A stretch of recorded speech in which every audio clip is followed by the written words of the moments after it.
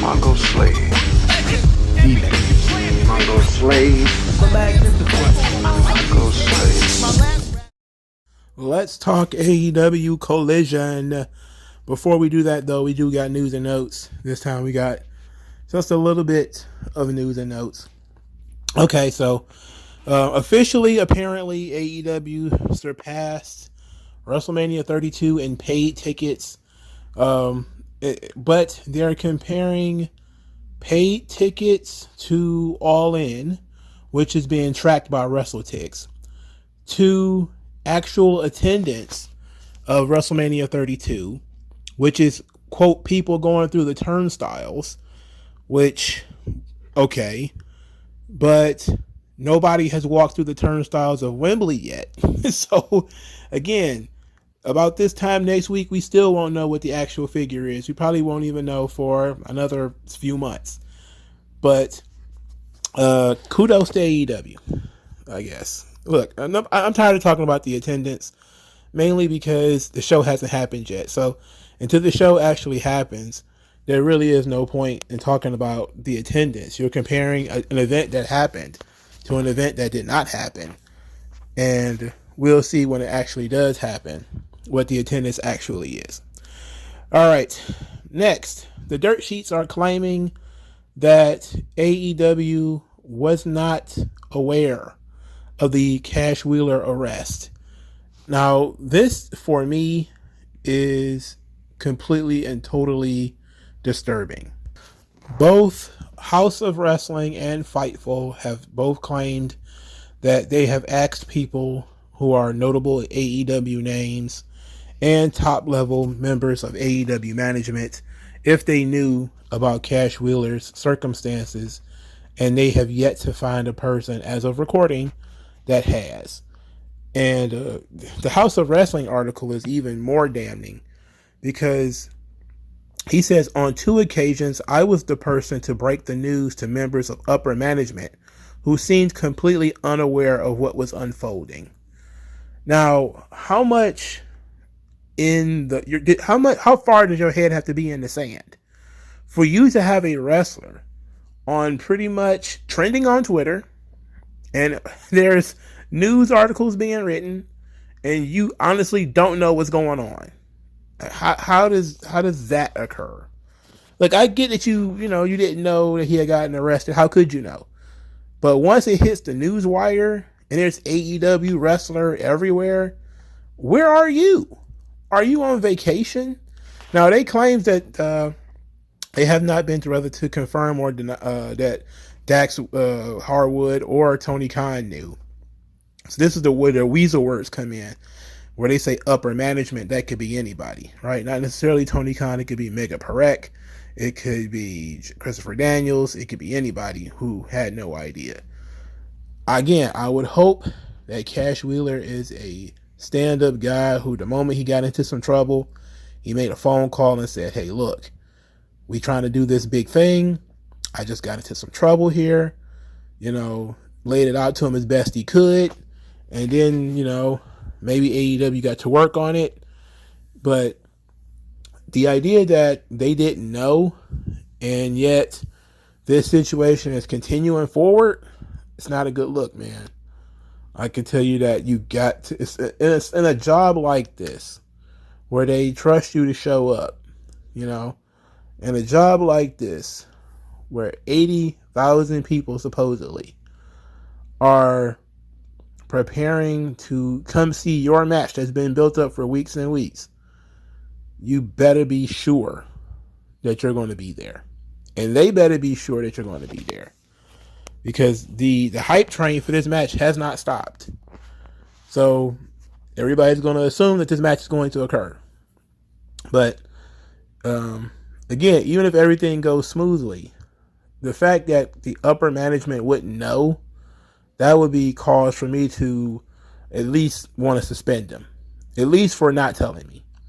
Not even for you punish him for a crime that he has not been found guilty of. But the fact that he wouldn't come to you and say, all of this money is at risk. The time and the promotion and the marketing, all the millions of dollars you're dumping into this thing could possibly be at risk. It is a terrible, terrible neglect if the talent did not tell upper management what was going on. I get it, you might not want a lot of people to know, but you got to at least tell Tony Khan and Mega Correct and some of the other people who are involved with marketing and different things like this, so that they can at least be prepared. So hopefully they did know. I would hope Cash Wheeler's a stand-up guy and would just said, this is what's going on. Because if he didn't,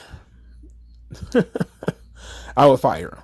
Especially, putting all that money at risk, I would fire the dude, personally. But it is what it is.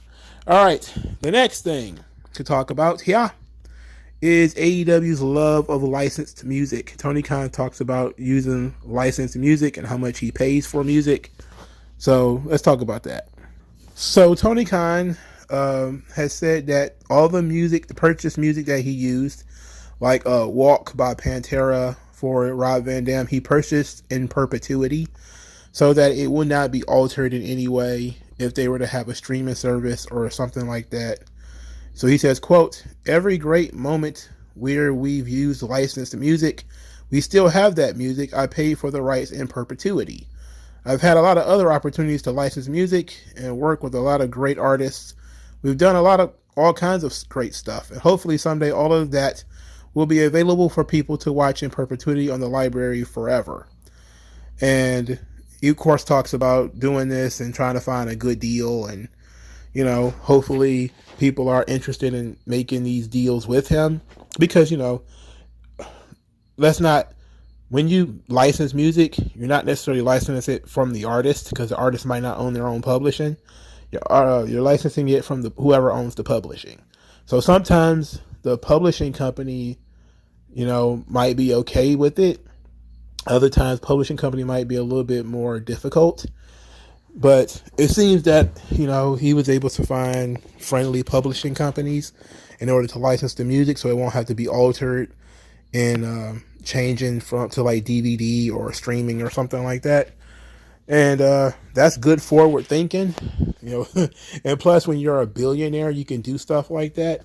If you're, even a multimillionaire in the 80s, like, Vince and Crockett and all those guys, that stuff was expensive to try to get away with using licensed music on TV. Forget it. You get sued into the dirt. So, and it's not worth it. They didn't have the half of them didn't have the foresight to keep their tapes. So they definitely wasn't going to have the foresight to get this music in perpetuity. So Tony Khan showing some foresight there. And that just comes from him being a fan, of course.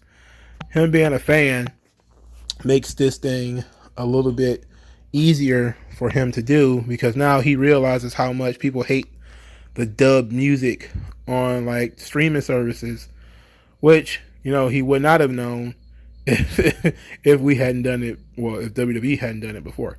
I don't know why I said we there. It literally doesn't make any sense. All right.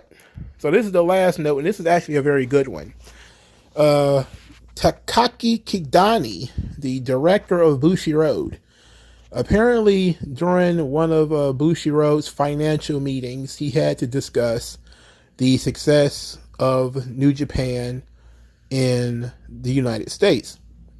And there was a tweet thread that basically translated the part that features Kidani talking about AEW displacing New Japan as the second pro wrestling company in the United States, and how New Japan plans to refocus their efforts elsewhere.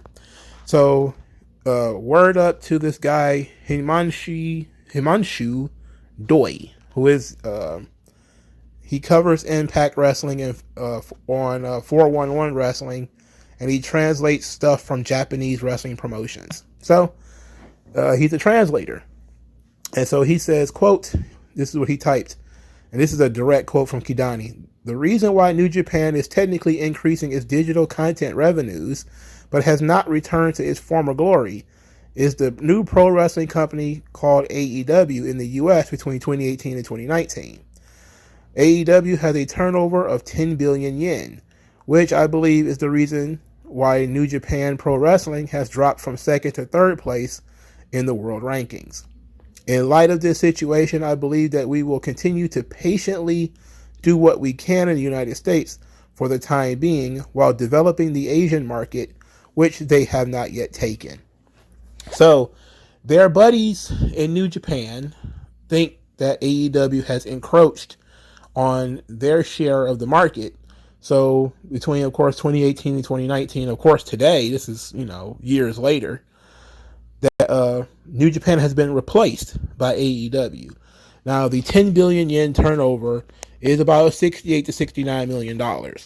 So New Japan is saying that, hey, AEW is making somewhere around $68 to $69 million, which knocks us out of second place, but to third place. And since, AEW is based in the United States, it would make sense that a second United States promotion came in and took the spot. You could say that New Japan actually helped them get to this point, because part of it has been some of the co-promotions that they've been doing with AEW that has boosted AEW quite a bit. Yeah, you could say AEW was going to get there anyway, but since New Japan was helping them, I mean, it is what it is. But New Japan can't really complain too much if they're going to continue helping them. They want to really break into the American market. I guess partnering up with the second best wrestling promotion in the United States is a good way to do it. Of course, they were the second best wrestling promotion in the United States before that happened, but, it is what it is. Now, for those of you who are interested in New Japan, Kidani did say that they were looking to expand into Southeast and Southern Asia, countries such as Indonesia, India, and Malaysia. Now, they chose to do this because they've said, about 200,000 subscribers on Stardom's YouTube channel seem to be coming from this region. And since this is an untapped region, WWE doesn't really go there that often, and AEW hasn't gotten there yet, that they are at a geographic advantage, which was his exact words, to look into Southeast Asia and Southern Asian wrestling to see if there are local territories and are there arenas that they can hold local shows and stuff like this. And that's a brilliant strategy. It's very smart. You can look at how practical people are. Look how practical the Japanese are. There's no lawsuit that, we can't get into the market, so we're going to sue you. They just say, okay, Europe is kind of sold up because, of course, same thing as WWE and AEW in Europe is WWE and AEW in North America, but none of them have the reach in South Asia. WWE does to a degree, but, they go over there every once in a while Japan is right there, it's a little closer. So it's a brilliant idea. Whether the money's going to be there or not, I guess we'll figure it out. The problem is, if they find even some success there, you can almost guarantee everybody's going to follow them. And that's the nature of the beast.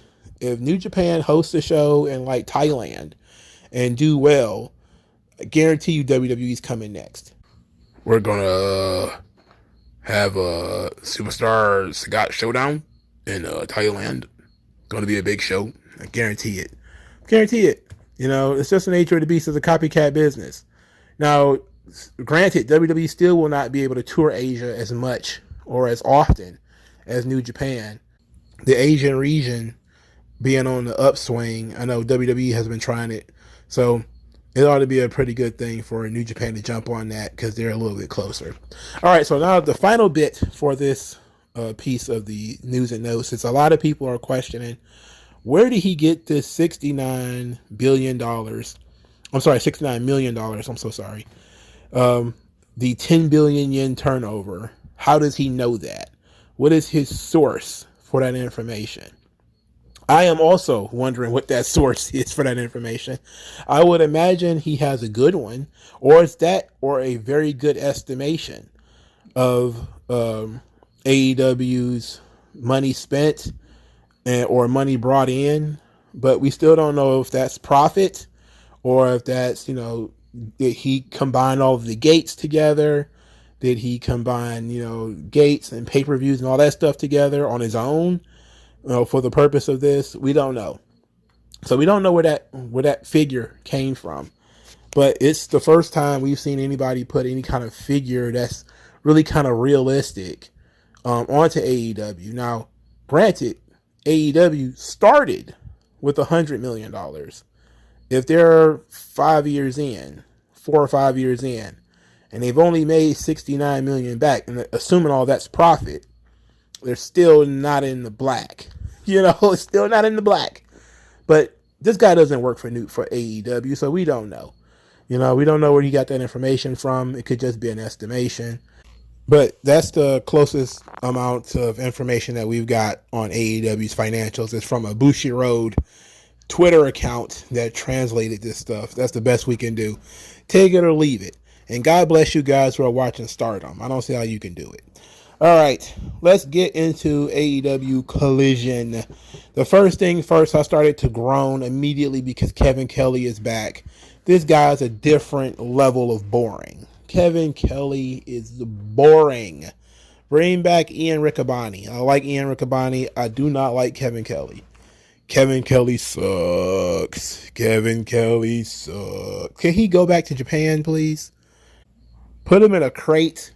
Slap back to New Japan on it and leave that crate outside of your local UPS store. Send his bum ass back to Japan. He sucks. Samoa Joe comes to the ring to wrestle a guy by the name of Golden Vampire, who immediately attacks Samoa Joe, kicks his ass, and reveals himself as CM Punk. Hits a GTS and accepts the match against Samoa Joe for All Out. And it will be a Real World Championship match. Real World Championship. Okay. All right.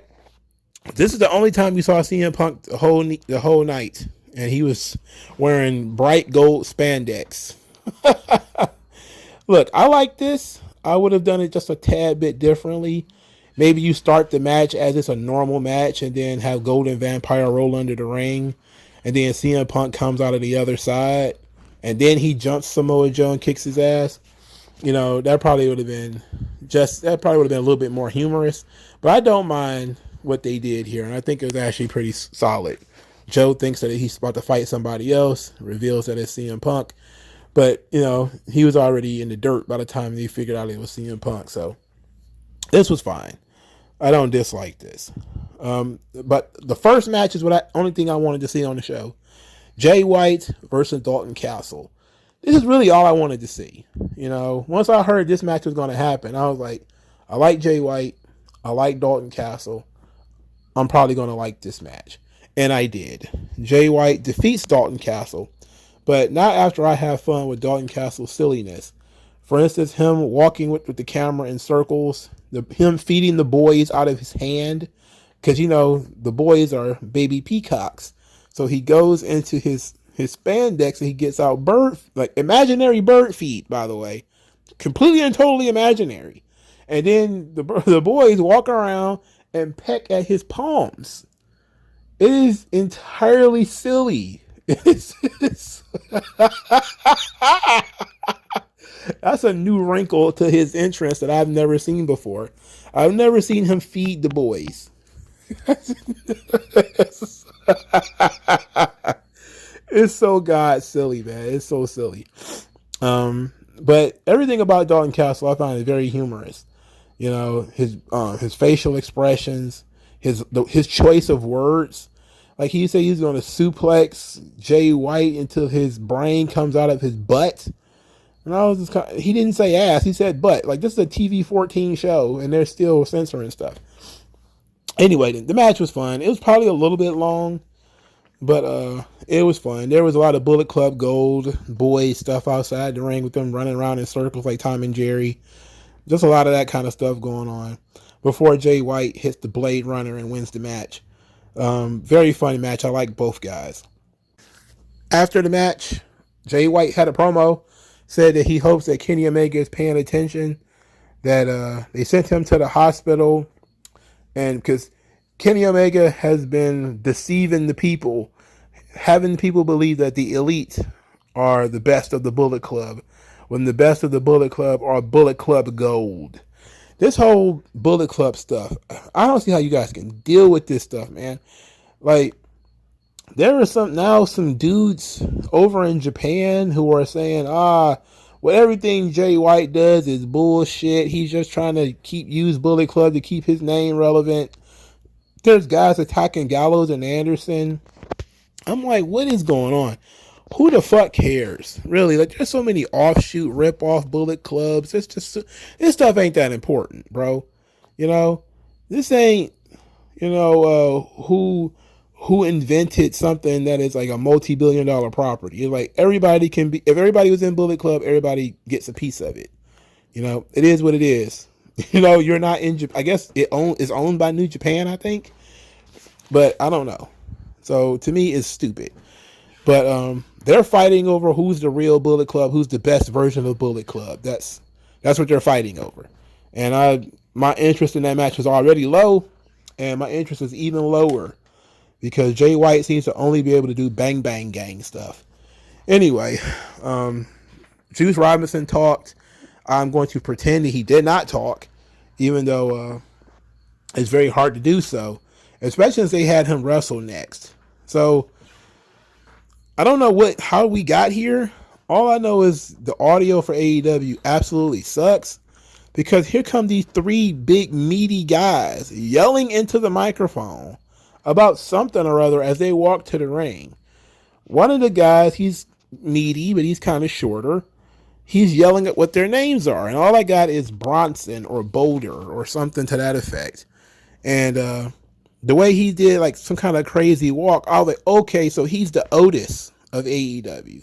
He's the big guy with personality who doesn't mind being kind of silly, so he's that guy. All right, so then this is the Iron Savages. So they're back. These guys, I think, who were jobbers, I think last week or maybe 2 weeks ago, they're back. And they wrestled an extensive match against Bullet Club Gold, which is Juice Robinson and the Gun Club, or the Gun Boys. And let me tell you, the crowd actually waking up when the Iron Savages took over on offense, especially when the big guy took over, and he did that double flatliner and all that kind of stuff. I was like, yeah, all right, I can see why this works. He's a big dude. Seemed to have a little bit of charisma. I couldn't hear a shit they were saying, but okay. I guess it's a stealth push with these guys. They look like 1980s WWF guys, so all right. I'm willing to give them a shot, but I can't hear anything that they're saying, and they are completely and totally nondescript. So if they continue to be funny though, then okay, it might work. Now, they announced on Dynamite that Bullet Club Gold was going to wrestle the Elite, which is, to me, as far as I'm concerned, the same match as it is at Wembley. But this is going to be Juice Robinson and the Guns versus Kenny Omega and the Young Bucks. To me, if it's Bullet Club Gold versus the Elite, then it's essentially the same match that's going to happen at Wembley. I don't get it. It's a minor change. I don't know why you would do those matches so close together, but gotta have content. We need content. But I don't think we need more Juice Robinson. We need less. We need substantially less. Much less. I mean, how about none, actually? How about we just use Juice Robinson as he's a mascot outside the ring? Look, he's fine. He can keep his job. You can pay him, in hot dogs and hash browns or whatever. Just keep him outside the ring, put a bag over his head, and, tell him to shut the fuck up. As long as he appears on screen, okay, fine. But if you want to have this guy cutting promos, yelling at this TV, I'm going to need compensation. I'm going to need you to pay me, to listen to Juice Robinson talk and watch Juice Robinson wrestle. Because it ain't happening, bruh. I don't got it in me to watch this much Juice Robinson. Next, House of Black. They throw Billy Gunn's boots into the back of a garbage truck. That's what it looked like. And they kind of grinded his boots up as Malachi Black talked about funerals and burials and Billy Holt living in the shadow of his former self and all this sort of stuff. And Okie dokie. So they got rid of the boots. All right. Sure. Okay. It's a symbolic burial. All right. We'll see. All right. So Roosh called a guy on the phone and was very upset about seeing his boys get beat up on TV, and says he wants a faction of badasses from La Facción Ingobernables, and sent his henchmen out to collect guys. So then his henchmen went out and kidnapped a couple of dudes and threw them in the back of a truck. And I was like, that's interesting. Why would you do that? I got a feeling I'm supposed to know who those guys are, but I kind of don't. And maybe because I was half looking at the screen. And matter of fact, I was so not paying attention that the phone call that ended up being Roosh, I thought it was Andrade. So I actually wrote Andrade because I'm like, okay, it would make perfect sense, but it was Roosh instead. And I only realized it was Roosh because commentary said Roosh. So I was like, okay, if you guys say so, I'm going to go with it. I just don't understand why Roosh and Andrade can't be on TV together at the same time. Instead, they're going out collecting, I don't know, stumble bums from Mexico. Okay, sure, whatever. Ricky Starks cut a promo. They tried to confuse me where they said, oh, Ricky Starks is suspended for 30 days. And it was 28 days. Oh, he's only suspended for 28 days, a 2-day difference. Come on. So I guess he's going to wrestle at All Out. Is that what they're trying to say? Is he's not going to be at Wembley, but he might make All Out. Okay. So Ricky Starks then claimed that his righteous anger comes from stuff like this, these mistakes that he always had to be the one to pay for. Then he says that he will bring war and he's going to bring chaos, and he's standing with Big Bill. And I was like, this thing is dead in the water. It ain't no different than when he was standing with Brian Cage and Team Taz. Look, bro, they have not done anything new with this fucking guy, man. Come on, bro. You saddled him with Big Bill. Look, I don't hate Big Bill. I really don't. But I'm just looking at the optics of this thing and saying to myself, you are a dumb fuck. That you could not find somebody more worthy of hanging out with Ricky Starks. That's dumb. You don't realize you just did this with Brian Cage? Do you not realize you just did this with Brian Cage? Brian Cage, gigantic, muscular, zero charisma. Negative charisma. Sucks. And now we're going to go with Big Bill, who has a little bit more charisma, but he's another giant stick in the mud who should not be there. And I said, okay, are they trying to mimic the Christian Cage Luchasaurus thing again already? They're trying to do it so soon. You already got that going on. So they used to do these old vignettes for Ricky Starks where he does like these male model type of things and he does a voiceover. And they did another one of those where he said that he used to be distracted. People took his kindness for weakness. There's just as much kindness in him as it is chaos. And tonight he's going to unleash the chaos. And the chaos was, of course, Big Bill, who defeated some kind of jobberino. I don't know who that was. Afterwards, Ricky Starks whipped the jobber, and nobody did anything. Nobody came out to make a save. Nobody cut a promo. Nothing. We just introduced, very randomly, Ricky Starks and Big Bill. Bro. How did Big Bill manage to get out of the other situation he was in? Didn't he just have a manager? Because he was hanging out with Brian Cage, and the manager for Brian Cage was Prince Nana. So how did he get out of that? Why couldn't you find a better wrestler? Of all the wrestlers on your roster, you chose Big Bill, man. Come on, baby. You're supposed to be building something here with Ricky Starks, and you come with Big Bill? God. I guess, why not Wardlow? Why not, I don't know, anybody else, for Christ's sake? There's got to be somebody on your roster that's got some size, but they aren't an also-ran from like WWE. It's got to be. I don't know what to tell you anymore, bro. Next, Willow Nightingale defeats Diamante. Diamante is very small. She's very, very tiny. She's got to be like 4'8". I mean, she's short as hell. I mean, is she as tiny as like Zelina Vega or Liv Morgan? I think she might be on the thicker side than they are, but yeah, she's about the same height. She's very tiny. Willow Nightingale, her Tron says smile anyway, and I'm just kind of like, man, she would be a big hit with the kids.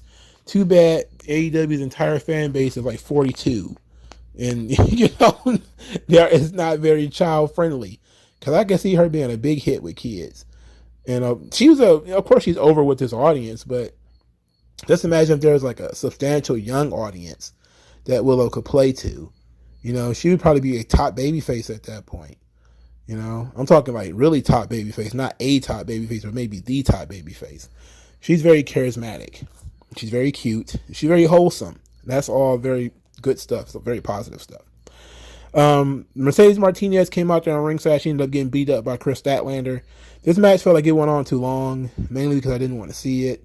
As much as I like looking at Willow Nightingale, no interest in Diamante. None. I really have no interest in Mercedes Martinez and Chris Statlander either. It's going to be hard to get me to care. It's hard. It's hard to get me to care. But whatever. They did a vignette for FTR and the Young Bucks. So this qualified as we speak to FTR. You're going to listen to FTR tonight. And they did a voiceover on this promo. So that's they stole second base. Technically, you did hear from FTR. They didn't do a standing in the ring promo. They didn't do a backstage pre-tape. They did a voiceover. So you technically did hear from them. So they didn't bring Cash Wheeler out in front of the audience, which is what I thought they would do. Interestingly enough, they then followed this with an announcement that they will have a face-to-face with the Young Bucks, which tells me if they're trying to avoid putting Cash Wheeler out in front of the audience, they're probably going to do some kind of edited pre-tape thing between them and the Young Bucks. Because if they're trying to avoid bringing him out in public, then they would avoid doing a face-to-face promo that would be live. They never said it was going to be live. They just said a face-to-face promo between them and the Young Bucks. Okay. I don't think you're supposed to be ashamed of the guy. Like, he's that girl you took home from the bar and you don't want nobody to see her. So you're going to, send her out in the crack of dawn. You don't got to smuggle him in and out of the show. People understand that, he's accused of something. That doesn't mean that he did it. And I guess maybe he figured the crowd can be a little bit brutal. But unless you're going to hide the guy until Wembley, you might as well go ahead and let him be out on TV. It is what it is at this point, right? No need to be ashamed. All right. Toni Storm cut a promo. She is beautiful. Oh, my God. And she's starting to really nail this new gimmick that she's got. She's speaking on Hikaru Shida and Britt Baker, who she says will not make it to Wembley after she and Saraya gets their hands on them.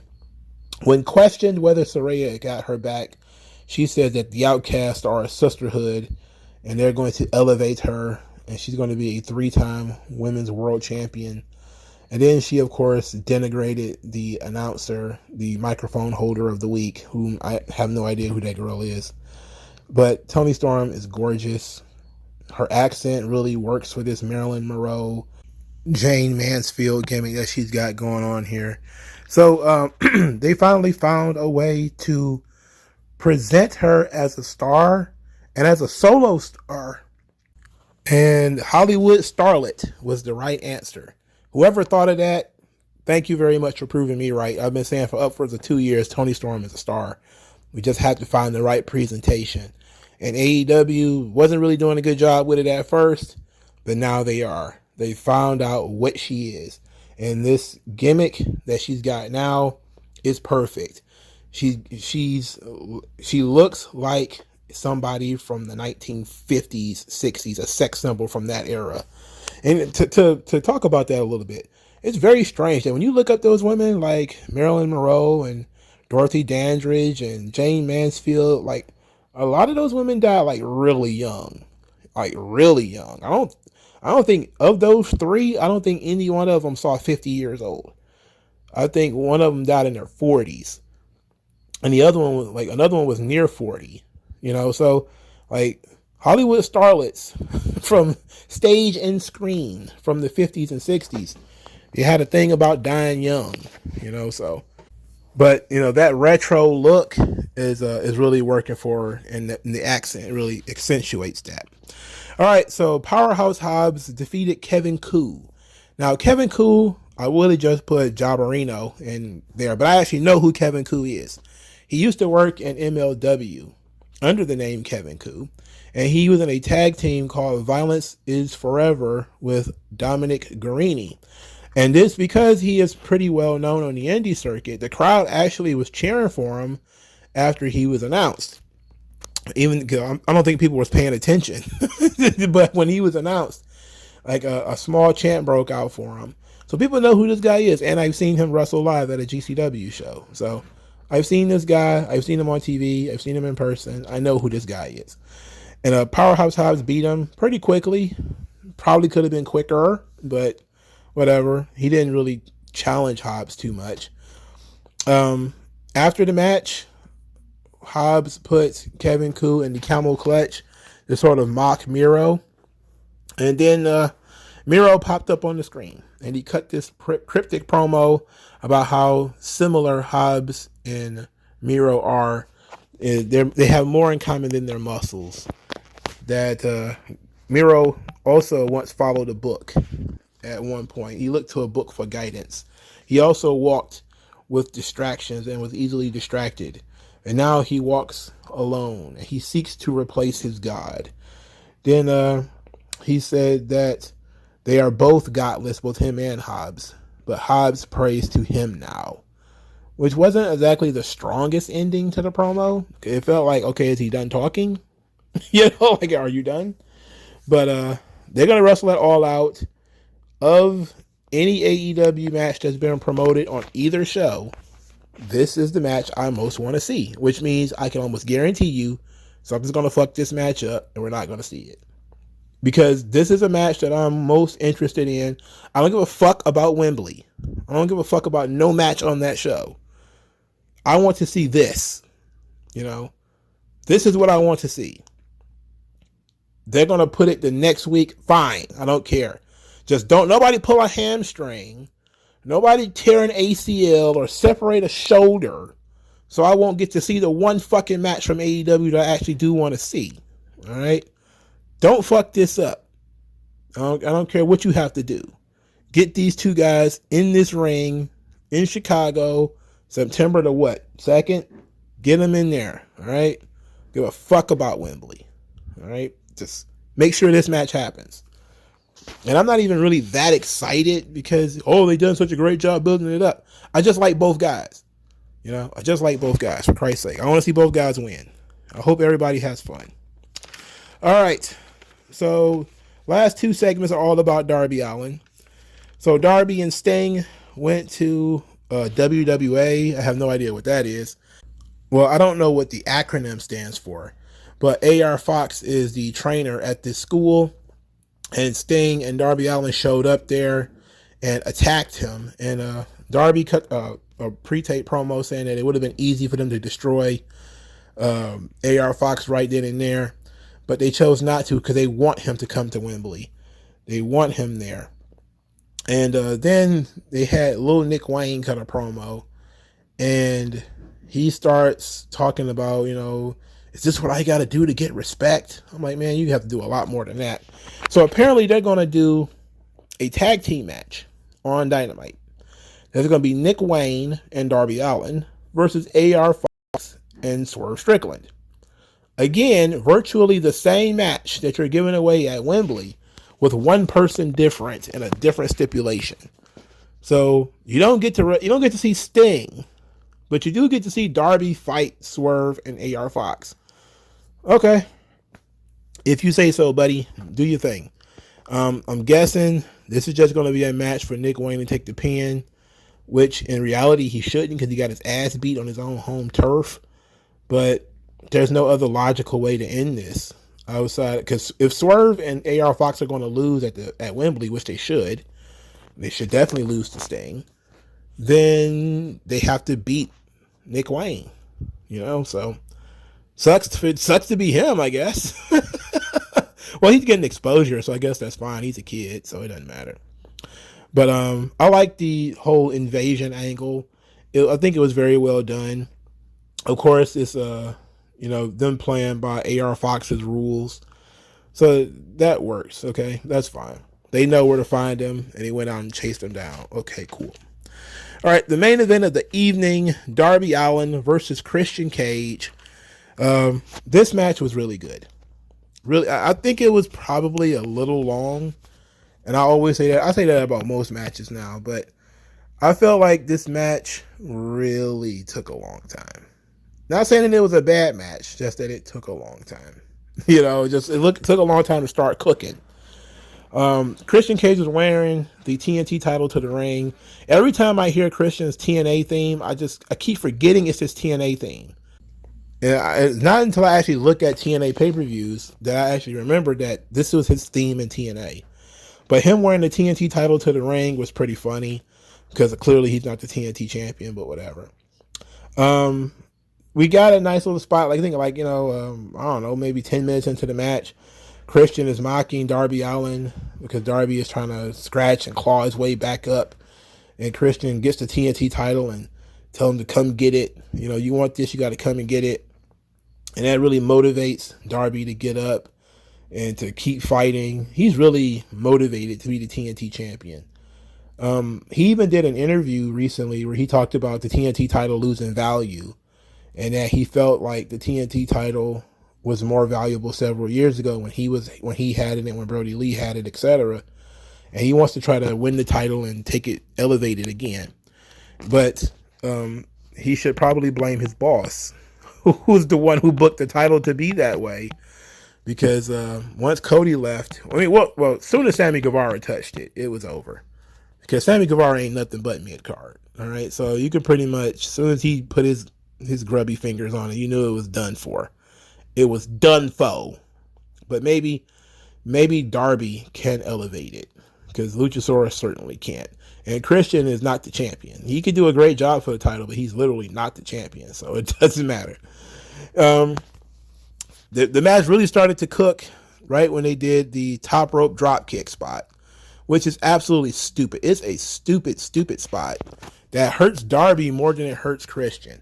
So Christian is sitting in a chair outside the ring. Darby climbs to the top rope, does a flying missile drop kick, bounces his own head off the mat from a high place. He bounced his own head off the mat from a high place just to kick Christian Cage in the chest. That's a dumb Sabu-like spot. It's a dumb spot. Oh my God, it's so stupid.